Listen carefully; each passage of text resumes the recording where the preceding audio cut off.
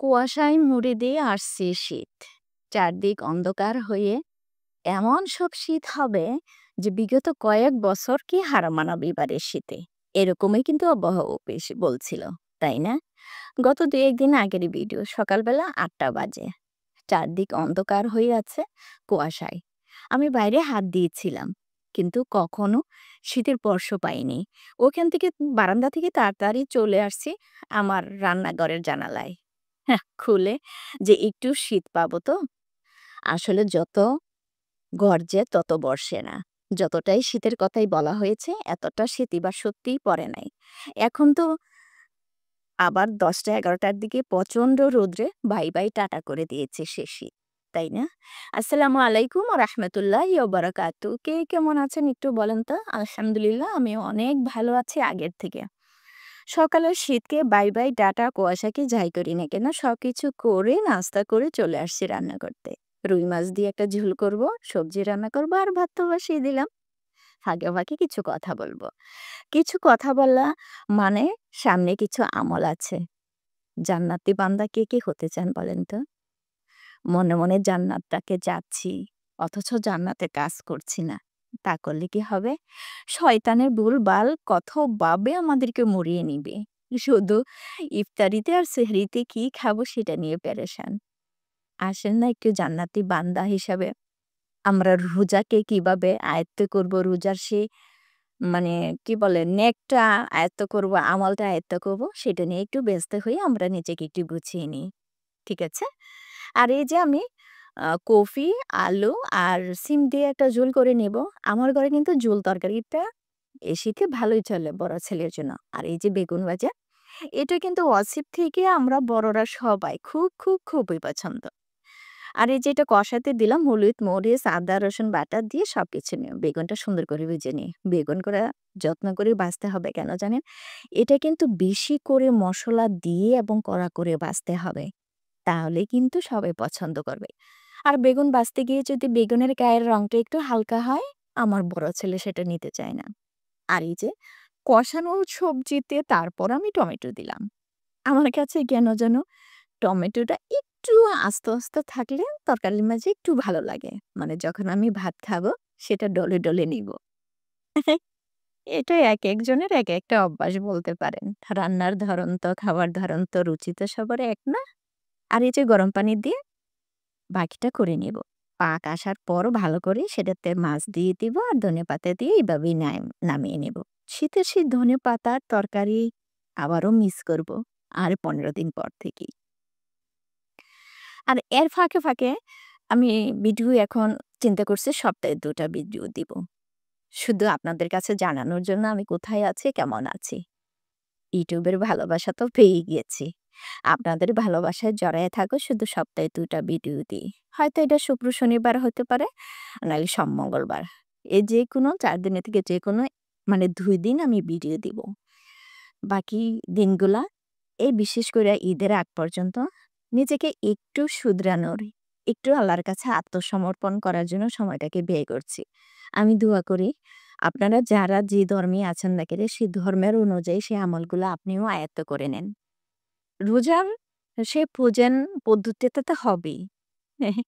আমাকে আখিরাতের জন্য, হাসরের ময়দানের জন্য আমাকে যে পূজনটা হতে হবে, যে প্রসেসটা হতে হবে, আসুন না সবাই সেটাও আগে মাথায় নিয়ে নেই, তাই না? এই যে এটা চিংড়ি মাছ দিয়ে আমি যে একটা সবজি করি পালং শাক, মূলা আর বেগুন দিয়ে সেটা করে নিব। মূলাটা আগে ভালো করে কষিয়ে নিচ্ছি। মূলাটা কষানো হয়ে গেলে এটাতে বেগুন দিয়ে দেব। বেগুনটা কষানো হয়ে গেলে তারপরে সেটা পালং শাক দিয়ে নামিয়ে নিব। পানি ব্যবহার করব না, কারণ এ থেকে যে পানিটা উঠবে তাই মাখা ঝকা সবজিটা আমার খুবই ইয়াম্মি লাগে।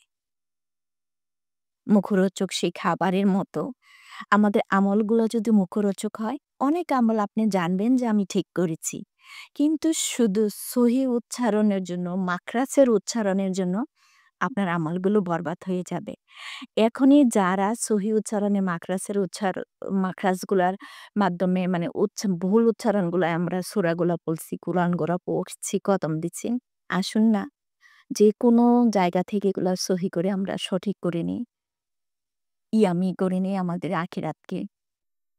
যাই হোক এভাবে দুপুরে রান্না-টান্না শেষ করে চিন্তা করছি আজকে একটা রসুনের আচার দিব। সারার সাথে কুকিং ব্লগ থেকে অর্ডার করে খেয়েছি। আর আজকে তার রেসিপি অনুযায়ী চেষ্টা করব। জানি না কতটুকু পারি। ভুলভাল হইলে স্বাদের কাছে ক্ষমা চাচ্ছি। ১ম বার দিয়েছি তারপরে কিন্তু মন্দ হয়নি। এখানে মূল উপকরণ রসুন, তেল, তেঁতুলের কাঠ, পাঁচফোড়ন, আদা, রসুন সবকিছুই দিয়েছি।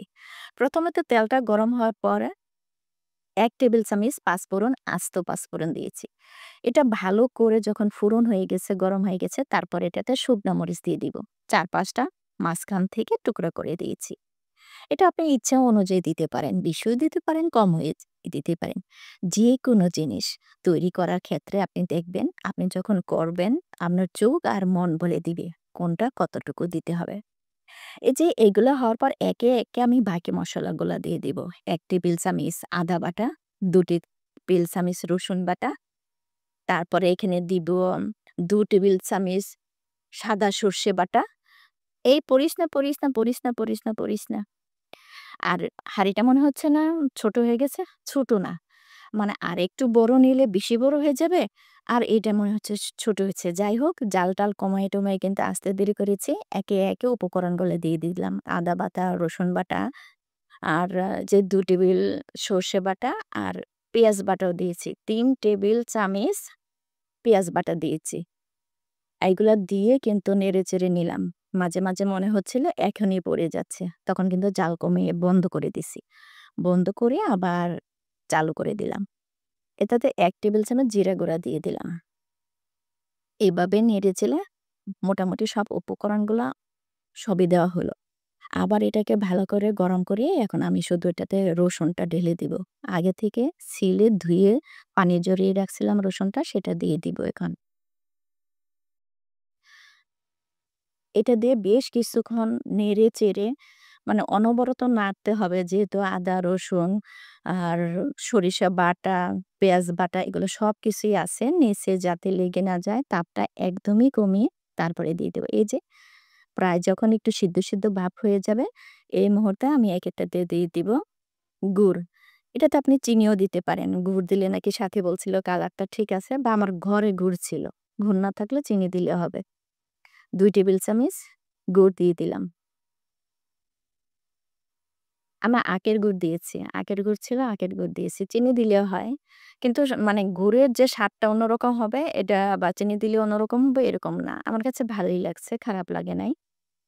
এটাতে নেড়ে-চেড়ে তারপরে দিয়ে দিব তেঁতুলের কাঠ। আমি সকাল থেকে তেঁতুল ভিজিয়ে রেখেছিলাম।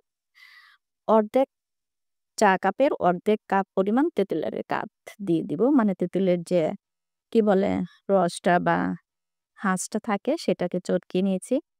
রসুনের আচারের আসল আকর্ষণই হইছে তেঁতুলের কাঠ। এটা দিয়ে নেড়ে-চেড়ে আর ৫-৭ মিনিট মতো নাড়বো। উঠানোর ঠিক ১ থেকে ২ মিনিটের আগে এটাতে সিরকা দিয়ে দিলাম ২ টেবিল চামচ পরিমাণ। দিয়ে ৪-৫ মিনিট নেড়ে তারপরে উঠিয়ে নিব। আর আচার বানানোর পর এটা দেখা গেছে আমার ঘরে আবারও কিন্তু ১ সপ্তাহের ভিতরে শেষ হয়ে যাচ্ছে। আবারও মনে হচ্ছে দিতে হবে। আচারটা এত পরিমাণে পছন্দ করছে, বিশেষ করে যাদের প্রেশারের সমস্যা আছে তাদের ঘরে মানে রসুন খেতে বলে ডাক্তার প্রতি খাবারে। এক্ষেত্রে মনে হয় আচারটা তৈরি করে নিলে সেটাও ভালো হয়। ফ্যামিলির সবাইও খাবে। এভাবে ভালো হয়। এভাবেই আমার দুপুরে রান্নার পর আচারটা তৈরি করে নিয়েছিলাম। আর এটা সন্ধ্যার পর।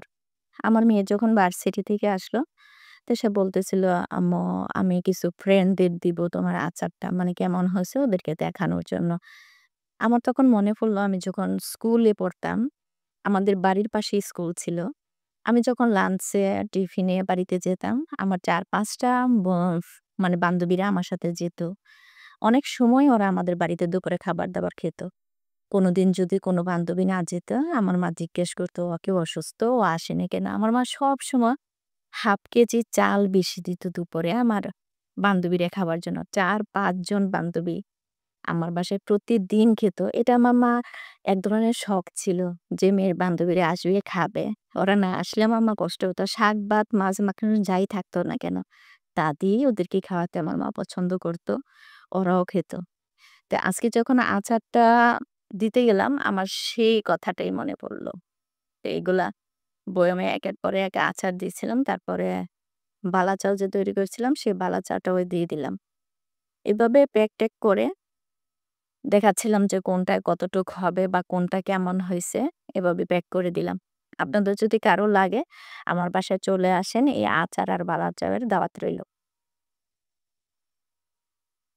আর এই যে শীত চলে গেছে, শীত চলে যাওয়ার শেষ মুহূর্ত দেখা গেছে সামনে রোজা আসছে। মানে কেউ যদি অলসতা করে থাকে ঘরে যে, যে মোটা কাপড়গুলা, কম্বলগুলা এগুলা আছে, সেই অলসতা না করে সবারই উচিত এখন কিন্তু ঘরের কাজগুলা কমপ্লিট করে ফেলা। যেরকম পর্দা-টর্দা যা আছে সবকিছু যদি কমপ্লিট করে ধুয়ে-টুয়ে উঠানোর হয়, তাহলে দেখা গেছে সামনে যে রোজার সময় যে প্রস্তুতিগুলা সেগুলো কিন্তু খুব ভালো হবে। আর বিশেষ কইরা আমি আমলের দিক দিয়ে বলব যে সূরাগুলা আছে, এই সূরাগুলা সহজ হচ্ছে কিনা মানে সহি হচ্ছে কিনা প্রতিটা বোন সেদিকে একটু তাগিদ দিবেন। আমার অনুরোধ, সূরাগুলা সহি না হলে আমাদের নামাজ, রোজা হয়ে যাবে কিন্তু আমার নামাজে ভুল হবে। আর এই যে এগুলা দেখছেন ছোট, ছোট কম্বল বা আমার গরমের যে কাপড়গুলা, সোয়েটারগুলা ছিল এগুলা কিন্তু ধুইয়ে অলরেডি টাল করে ফেলছি। মানে একসাথে এগুলো উপরে উঠানো হবে। আর কিছু, কিছু প্যাকেট করা হয়ে গেছে। আর বড় একটা কম্বলই নামিয়েছিলাম সেটা হয়তো ৮০ দিতে হবে। আর কাঁথা কম্বল এই যে শীতের যত সম্বল ছিল সব কিন্তু আমার গোছানো শেষ। আর এগুলো যত তাড়াতাড়ি না উঠাবো ওই যে টিম্পা সোনামণি দেখেন পাশে বসেও অলরেডি কিন্তু উনি গরম কাপড়গুলা তখন করে আছে। উনি এইগুলার মধ্যেই ঘুমাতে পছন্দ করে। তো তাড়াতাড়ি এগুলা উপরে উঠিয়ে ফেলতে হবে। মানে মোটামুটি শীতের কাপড় আমার ধুয়ে-টুয়ে উঠানো শেষ। মোটা কাপড়, কম্বল মানে পাতলা কম্বল, অসিবেট সবকিছু এভাবেই গুছিয়ে নিয়েছি। অসিবও বিরক্ত করে, টিম্বাও বিরক্ত করে। তারপর এভাবেই গুছিয়ে-টুছিয়ে আজকে এই পর্যন্ত আপনাদের সাথে শেয়ার করছি। দেখা হবে আরেক কোনো ভিডিওতে। সে পর্যন্ত আল্লাহ হাফেজ। আসসালামু আলাইকুম ওয়া রাহমাতুল্লাহি ওয়া বারাকাতুহু।